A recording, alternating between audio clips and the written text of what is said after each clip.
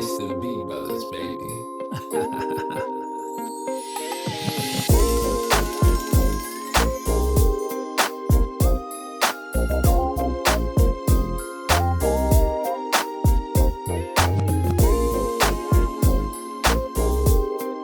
I mean, I've found sometimes, and it might be because of social media, where people will ask me questions that are very, like, I'm like, you watched a TikTok and now you're asking me about like glycemic load. Like, so they'll be like, oh, you study nutrition. So, Right. so I got this question from someone. They're like, so does the order of eating this matter? Or does, if you freeze rice, then does it reduce your, and they're using academic words, but I know that they're not in this field. And then what Yeah. I do to them Yeah.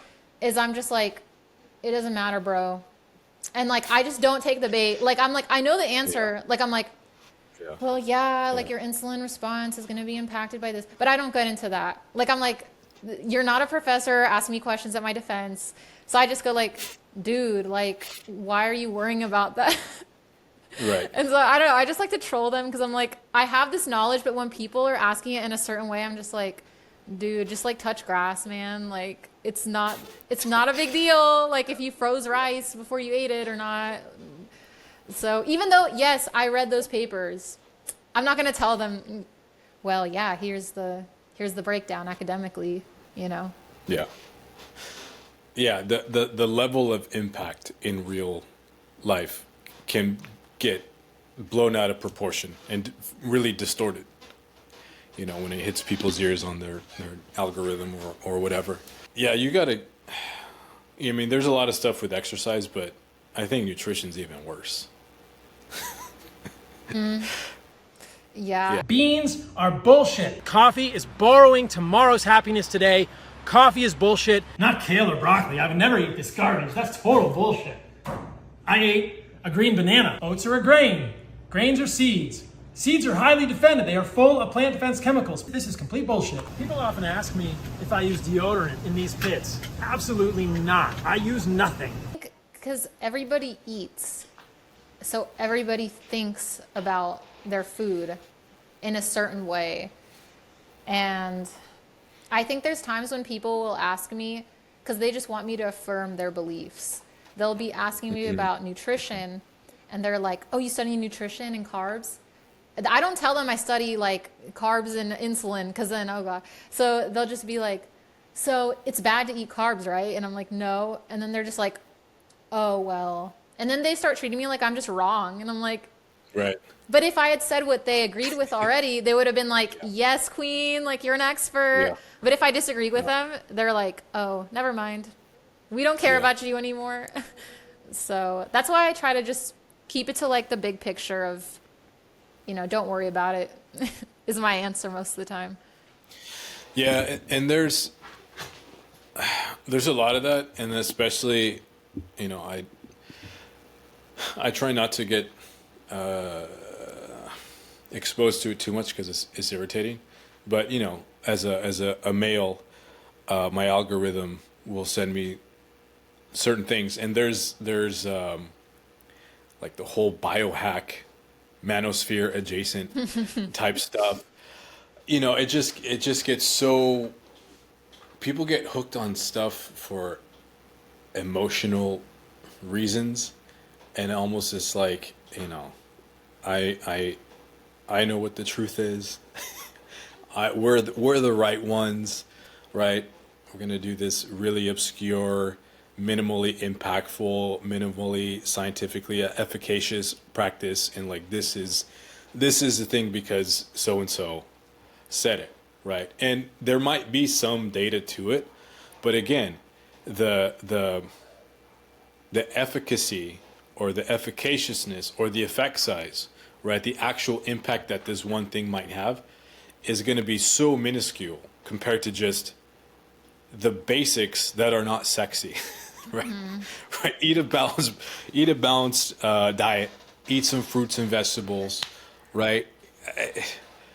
Touch grass, but you know, getting hooked on some of these super esoteric, biohacky type things is I think more psychological than than health, but No, I totally agree. And this is not really a hot take, but it's kind of like the whole omics and personalized and precision, like medicine and stuff. yeah, It has been something where I'm just like, and I'm not trying to be like, we just need to focus everything on public health and like social determinants of health are everything. But I worry that we will try to like think like every single one of us requires a unique solution. And it's true right, that while we're not one size fits all, and in obesity, they'll say it's not one diet fits all. But as my mentor, Dr. Gower, says, you're not going to get your personalized nutrition readout that says you get to eat Fruit Loops and Twinkies and that's going to solve your problems. Like, no, it's probably going to be eat fiber and whatever. There may be right, some things where some people could tolerate a higher carb, more refined diet, and they're not going to experience I don't know, effects that cause them to overeat. So some of that research is being done, like who responds to ultra processed diets with like, overeating, who's not going to be affected by our current food environment today. But as a whole, like some of these messages that are one size fits all would be good if people were able to follow them. And so it's not about like I'm here like I don't know if there are significant gaps in knowledge. I don't know. I think this is just my belief. I don't know if it's a fact, but I'm like, are there really big gaps in knowledge to be filled that would change people's lives and health? Or is it the implementation and the resources and the politics that, we can't solve through scientific questions? And that's hard to cope with as scientists. So right. we just come up with new ideas and methods. Yeah, and I think some of them can be legitimate and driven by literature and research, but then a lot of it can just be there's a market. There's a market. I'm gonna sell a product. A lot of this stuff is not regulated, right? And I'm just gonna cash in on that. On that confusion, on that gap, on that, I don't know what the word is, right? Desperation at some point, at sometimes, right? And then, you mentioned like the omics type stuff. I'm not super familiar with all of that, but I know like the general idea of it. But it reminded me of, again, kind of going back to like the biohack, manosphere adjacent type stuff where it's like all of these strategies, protocols, therapies, sauna, infrared, red light, cold plunge, I don't know, blue light blocking, all of these compression, all of these things. Yeah, the supplements, right? Or the supplements. And, to me, and, I probably to you as well, like, that's for people that got money like that. And so when I, and that made me think of the omics type stuff because that stuff costs money if you're going to go get some sort of like blood test, printout, genetic type thing. Like all of these things, even if they are efficacious, a lot of them are overblown. But to me, like it just rubs me the wrong way because it's just like, that's not going to help the type of people that, one, I'm from, and the type of people that need the most help, right? Yeah. And one of the issues is also when we consider health disparities, that could be racial Yeah. or ethnic. It can also be by income. But if we have these treatments, and that includes obesity medications like the GLP-1 receptor agonists, when they're not available to the poorer people, if I'll just use a non-academic word there, then the health disparity is going to worsen. And it's just like, do we even care? I know we care, but it's just like, do the people that generate these solutions care? And it's like, maybe not.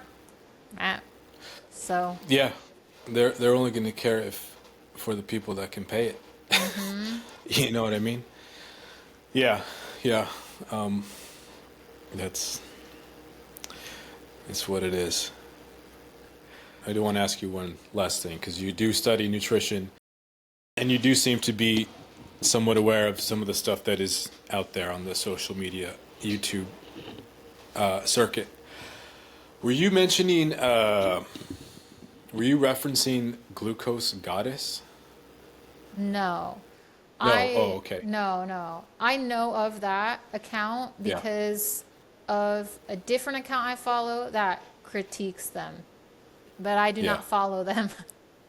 I don't, Because she had come out talking about, and again, I came across her because I follow someone that critiqued her as well.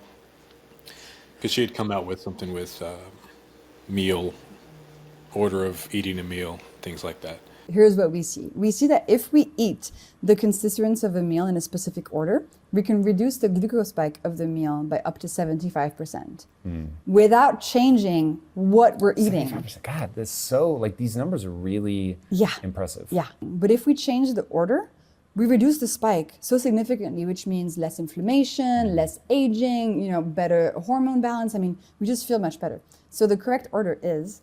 She makes some extreme claims about glucose. Every time you have a glucose spike, it's increasing your biological age and all this kind of nonsense. Blood glucose increases in response to a meal are completely normal. They are not unhealthy. If you gain too much body weight and you become insulin resistant, where your blood glucose remains elevated, that is very unhealthy. But let's stop demonizing short-term changes in blood glucose, because they do not reflect long-term changes in blood glucose regulation and insulin sensitivity, especially not based on the data we have now. And I mean, of course, as any marketing genius will tell you, the best way to sell something is to create the problem, make people afraid, and then sell the solution, which of course, she sells a supplement that is supposed to blunt postprandial blood glucose excursions. Yeah, I think it's not just that person, but I do think there's like the meal timing misinformation, there's the glucose, like wearing a continuous glucose monitor, misinformation. There's like, this is just my knowledge, this is not academic, like this is just from like social media exposure. Seed oil misinformation. What is the not keto, meat only diet? Carnivore. I could not remember the word carnivore. I was like, meat, something with meat. Yeah, carnivore misinformation. Yeah. We'll end on this. What are your thoughts on carnivore as a nutrition PhD student? Do you think your ancestors got excited about eating pond scum?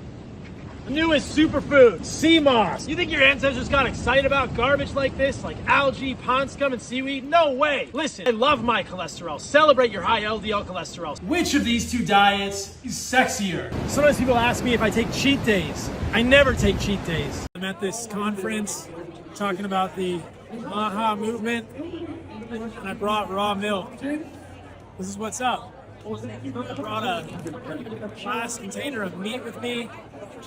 I'm living it, you guys. This is legit. I'm not fucking around. Don't do it. Don't do it. Eat some vegetables, eat some fruits. For most people, just eat the balanced diet that the government prescribes, and like that's probably okay. Yeah. For most people. Yeah. Yeah. So no, I'll go on the record, I'm anti-carnivore. But I think you can still eat meat. You can eat meat. That's fine. Right. Yeah. Yeah. Yeah. It's because you're not alpha. I'm not. I'm a beta. Yeah. I'm a woman, so I don't know if I can be alpha. Yeah.